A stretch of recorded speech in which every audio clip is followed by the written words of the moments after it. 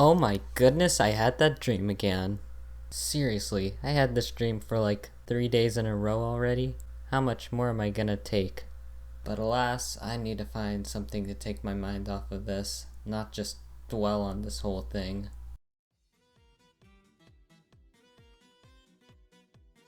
Okay, I think I have an idea for what I want to do. Ah yes, rhythm games. One of my least favorite game genres due to how precise you have to be with all of your actions. Rhythm heaven really do be like, oh, you messed up once, there goes your P rating. What about Dance Dance Revolution? Oh, and don't get me started on Bit Trip. I actually don't mind it really, it's a really good game series, you should really check it out one day. So, what makes Mad Rat Dead so different?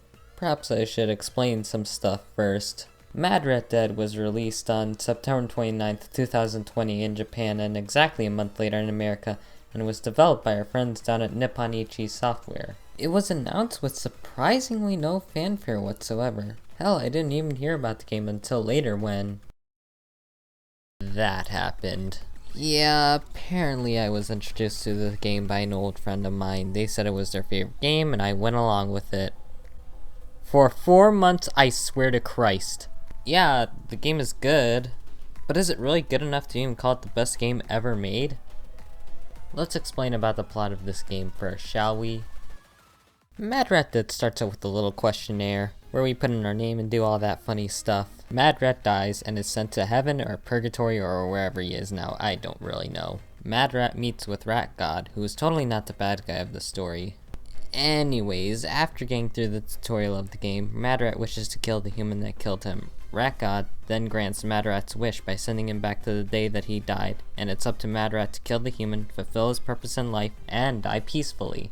Unfortunately, Mad Rat only has a day to fulfill his wish, so he immediately gets to work to kill the human, and thus the journey of Mad Rat begins. Mad Rat Dead involves many different moves, such as dashing forward, dropping down, charging up moves to travel farther, and jumping. So, standard platforming stuff. Each move is used in their own unique way, but you have to think wisely on what you'll use next to reach the end of the level. Personally, my favorite move in the game is probably charging up your moves. It allows for jumping and dashing to become more powerful moves. As for the controls themselves, well, they are controls. Since Mad Rat Dead is a rhythm game, you have to move to the rhythm of the music, so it's not like Mad Rat could just infinitely dash to the end of the level. Your timing has to be so precise, otherwise you'll break your combo. And you need a good combo to get an S+ rank, which is the highest rank you can get in the game. Other factors of getting an S+ rank include getting to the goal at a certain time and the number of notes you hit perfectly.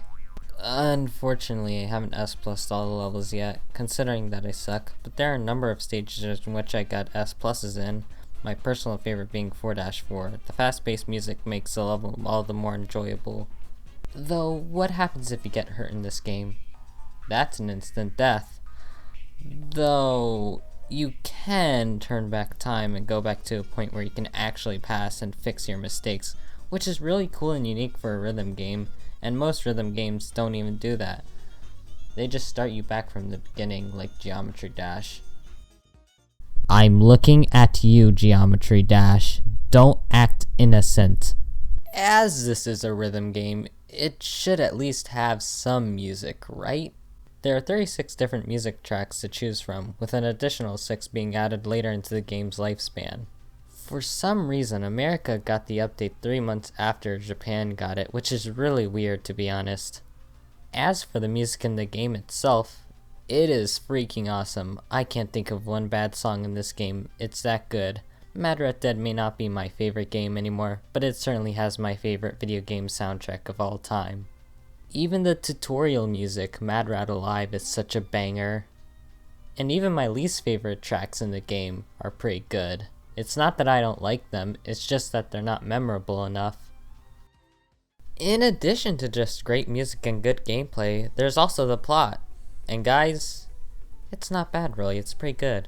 While the plot of the game is to kill the human, it actually tells a much deeper story about the life and death of our hero Mad Rat, overcoming many hurdles during his journey. Heck, when you think about it, Mad Rat's life is actually pretty sad. He was born as a lab rat. He gets killed after something goes wrong with his surgery. He comes back to life. He nearly gets killed several times. Mad Rat finally finds a purpose and wants to keep living. Rat God refuses, and after defeating Rat God, Mad Rat truly embraces that he's gonna die at the end of the game. Damn, and all this happens in the span of a day in game, plus a few more times when Mad Rat reverses time when he dies or something like that. So that's Mad Rat Dead, a 2020 rhythm platformer that was released with barely any supporters, which is honestly not that surprising, considering Nippon Ichi isn't really recognized for anything other than the Disgaea series or like ports, and other than that, nothing else. But hey, they really outdid themselves with Mad Rat Dead. It's fun, it's challenging, the music's really good, it's all here, and it's really good. I know I keep saying it's good, but it just is. And to show my appreciation for Mad Rat Dead, I'm making sure to buy a physical copy for my game collection. Yeah, never mind.